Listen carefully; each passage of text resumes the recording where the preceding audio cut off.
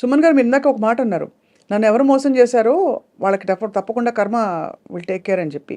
ఎవరు మోసం చేశారు సార్ మిమ్మల్ని? అంటే తెలీదు. Were you able to trace ఎప్పుడైనా? నాకు ఎవరు మోసం చేసినది ఇంకా నాకేంటంటే క్లారిటీ లేదు. అంటున్నారు వాళ్ళు వీళ్ళు అంటున్నారు.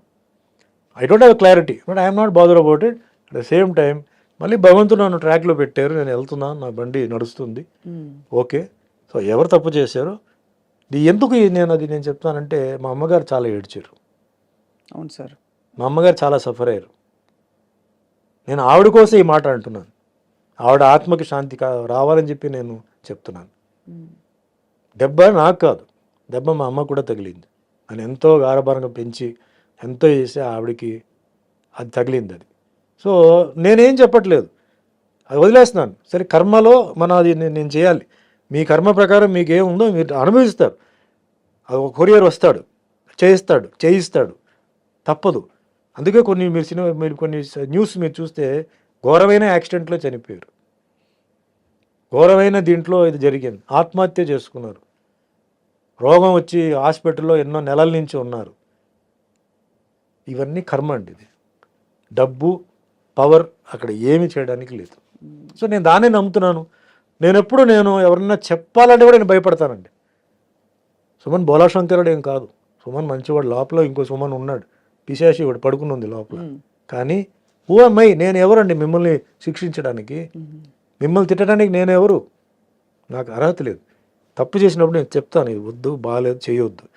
ఒకసారి, రెండుసారి, మూడోసారి నువ్వు వెళ్ళిపో అంటాను. మా స్టాఫ్ అందరూ వాళ్ళకి తెలుసు నా గురించి, అడగండి. ఎప్పుడైనా ఎన్నో తప్పులు వాళ్ళు చేస్తారు, మనుషులే కదా, ఎన్నో తప్పులు చేస్తారు. నేను చెప్తాను ఇలా చేయవద్దు అంటాను, చేయవద్దు అంటాను. దాని తర్వాత వాళ్ళు కరెక్ట్ అవుతారు.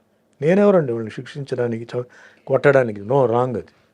సో ఎవరైతే చేస్తారో ఆ శిక్ష అనుభవించి తీరాల్సిందే. అది సర్పదోషం అంటారు, దాన్ని ఏవేవో దోషం అంటారు. కానీ ఉన్నపళంగా ఒక అమాయకపు ఒక మధ్యతరగతి కుటుంబం నుంచి వచ్చి సినిమాలో ఇంట్రెస్ట్ కూడా మీరు ఎప్పుడు ఎక్స్ప్రెస్ చేయకుండా ఓవర్ నైట్ చక్కగా స్టార్డమ్ వచ్చి స్టార్ అయిపోయి సక్సెస్ చూసిన టైంలో ఒక పెద్ద బండరాయి వచ్చి మీ నెత్తి మీద పడి మీరు సొసైటల్గా అవమానాల పాలయ్యారు. మీ గురించి రకరకాల మాటలు అన్నారు. ఇంట్లో కుటుంబంలో ఇబ్బంది, అమ్మగారికి ఆవిడని చూడలేక మీకు మళ్ళీ ఇబ్బంది. ఎవరితో చెప్పాలి, సంజాయిషి చెప్పాలా, జనానికి చెప్పాలా, ఇవన్నీ ఉంటాయి కదా సార్. ఎలా హ్యాండిల్ చేసుకున్నారు మీరు అలా? భగవంతుడు నమ్ముకున్నాను. My conscience was clear. నేను జైల్లో ఉన్నప్పుడు కూడా మై కాన్షియన్స్ వాజ్ క్లియర్. ఏం జరుగుతుందో అది జరుగుతాయి. Who were your friends sir at that time? మీరు జైల్లో ఉన్నప్పుడు ఇప్పుడు ఎవరు లేరండి. నన్ను డైలీ ఒక సెల్ మార్చేవారు, ఎందుకంటే ఫ్రెండ్షిప్ అవుతుందని చెప్పేసి మార్చేవారు. ఒకే సెల్లో డైలీ పెట్టరు.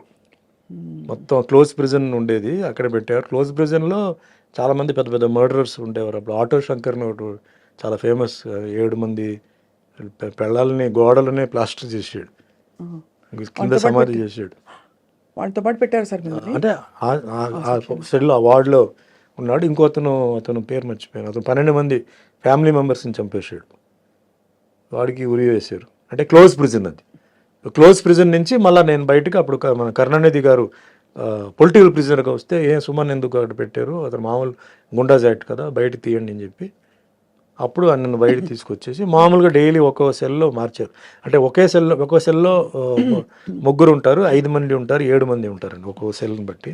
సో ఉంటే ఫ్రెండ్లీ అయిపోతాను, నేను ఏదైనా చేస్తానో లేకపోతే వాళ్ళు ఏదైనా నాకు చేస్తారేమో అని చెప్పి వాళ్ళు ఒక్కో నైటే నన్ను బాగా చూసుకున్నారు సార్. కనీసం బ్రహ్మాండంగా చూసుకున్నారండి. ప్రాపర్ ఫుడ్, ఫెంటాస్టిక్ ఫుడ్ అండి. నాకు అసలు ఇది లేదు. అసలు మిగతా ఖైదీలు కూడా నన్ను బ్రహ్మాండంగా చూసుకున్నారు.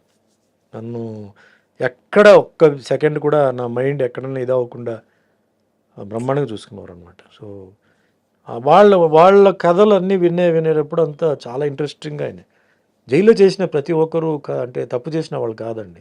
చాలామంది అనవసరంగా లోపలికి వచ్చిన వాళ్ళు ఉన్నారు, కొన్ని పరిస్థితి వల్ల తప్పు చేసిన వాళ్ళు ఉన్నారు, కొన్ని మర్డరర్స్ ఉన్నారు. మర్డరర్స్తో కూడా నక్సలైట్స్ కూడా ఉన్నారు. నా వార్డుకి పక్కనే వెల్లూరు నుంచి 3 నక్సలైట్స్ ఉండేవారు.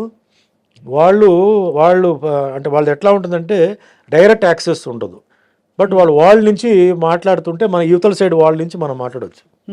అప్పుడు సుమన్తో మాట్లాడాలని చెప్తే పిలిస్తే వెళ్తే ఫుడ్ ఎలా ఉంది, మీకు దాల్ అదంతా ఎలా ఉంది అంటే బాగానే ఉంది.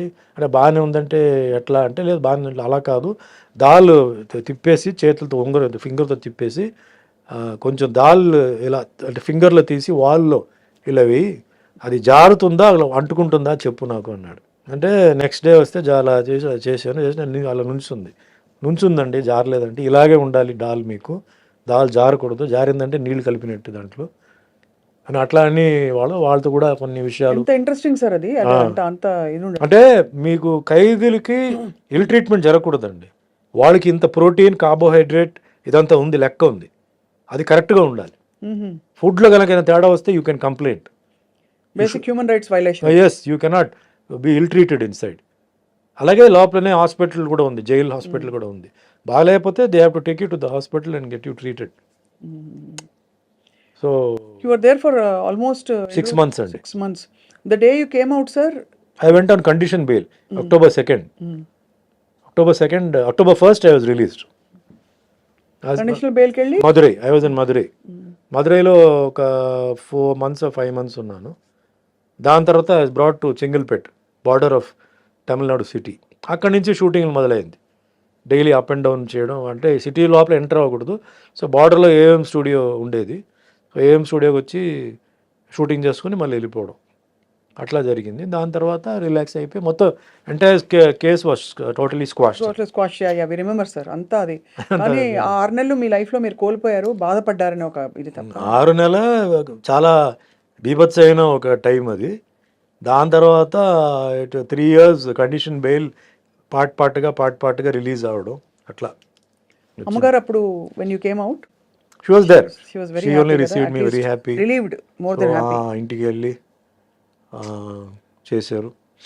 జైలు నుంచి నేను బయటకు వచ్చినప్పుడు సుమలత వాళ్ళ ఫ్యామిలీ, వాళ్ళ మదర్ సిస్టర్ వచ్చి నన్ను జైలు దగ్గర రిసీవ్ చేశారు. మా ఇంటికి వచ్చాను, ఇంట్లో సుమలత గారు ఆవిడ మదర్ వచ్చి నన్ను కలిసి వెళ్ళారు. Next day morning Mohan Babu గారు వచ్చారు, ఒక దండ. అందుకే నాకు మోహన్ బాబు గారు అంటే అందరూ ఆయన కోపిస్టు, అది అని చెప్పి ఏం చెప్పినా అంటే ఆయన character okay, golden heart. But ఆ ఒక్క విషయానికి నేను పాదాభివందనాలు చేస్తున్నాను. గేట్ దగ్గర వచ్చి నుంచున్నాడు.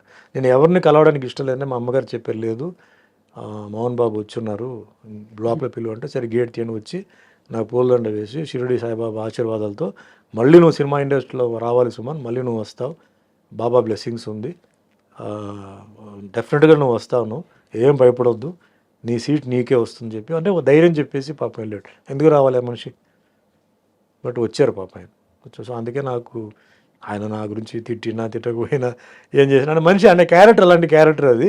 కొంచెం ఓపెన్గా మాట్లాడతాడు, రఫ్ అండ్ టఫ్గా మాట్లాడతాడు. ఆ ఒక్క విషయానికి నేను ఐ అప్రిషియేట్, నాకు ఐ నెవర్ ఫర్గెట్ దట్. అట్లా కొందరు సినిమా ఇండస్ట్రీలో చెప్పారు, ఓపెన్గా వచ్చిన వాళ్ళు ఫోన్ చేయడం అవన్నీ చాలామంది చేశారు. ఓపెన్గా వచ్చిందంటే మేల్లో మోహన్ బాబు గారు అండ్ ఫీమేల్స్లో సుమలత. అది మరుసటి రోజు వెంటనే మధురైకి వెళ్ళిపోయాను నేను.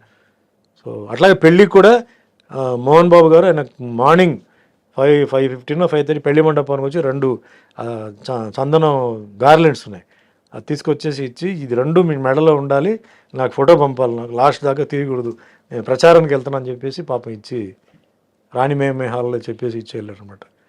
సో ఆ మనిషిలో 2 ఇప్పుడు నేను ఎవరో అంటే పెద్ద ఇదేం కాదు, బట్ ఒక ఫ్రెండ్లీగా వచ్చారు కదా, అఫెక్షన్తో వచ్చారు. That's great. అందుకే ఆయన గురించి ఎవరైనా ఏం చెప్పినా కూడా పూర్తిగా వింటాను, ఎందుకంటే ఆయన షార్ట్ టెంపర్డ్, బట్ ఆయన ఆర్గ్యుమెంట్కి ఒక పాయింట్ ఉంటుంది, అనవసరంగా ఆయన చేయడు, ఆయన అనవసరంగా గెలకూడదు, గెలికారంటే అయిపోతారు వాళ్ళు. సో మా అబ్జర్వ్ చేస్తాం, అందుకే నాకు ఆయన అంటే సెపరేట్ రెస్పెక్ట్. కష్టాల్లో ఉన్నప్పుడు ఎవరైతే మనం గుర్తించారో, ఎవరైతే చేశారో వాళ్ళని మనం లైఫ్ లాంగ్ మర్చిపోకూడదు, ఇప్పటికీ గుర్తుంచుకోవాలి కదా సార్. అదే ఎంత పడ్డారు సార్ ఒక జీవితంలో, ఎన్ని ట్విస్ట్లు టర్న్స్ అన్ని. ట్విస్ట్ టర్న్ భయంకరమైన. సో మీరు అరేంజ్ మ్యారేజ్ కదా సార్? అరేంజ్ డివి నరసరాజు గారి నైబర్స్ అండి చెన్నైలో. సో నేను బెయిల్ టైం అయిపోయింది, ఇంకా కొంచెం నడుస్తుంది. అప్పుడు నరసరాజు గారు డాటర్ కవిత గారు వచ్చి, సినిమా చేస్తున్నాను, నాకు డేట్స్ కావాలి, చేయాలి నాకు అంటే కొంచెం ఆవిడకి రిలీజ్ అవుతుందనే విషయం కొంచెం తెలిసింది ఆవిడకి, ఏదో సమ్ సర్కిల్ ద్వారా. సరే ముందు నేను రిలీజ్ అవ్వాలి కదండి, అయిన తర్వాత చూద్దామని చెప్పి, తర్వాత 2-3 months తర్వాత రిలీజ్ అయింది. దాని తర్వాత చేద్దామని చెప్తే ఫైనల్గా ఆవిడ సినిమా తీల.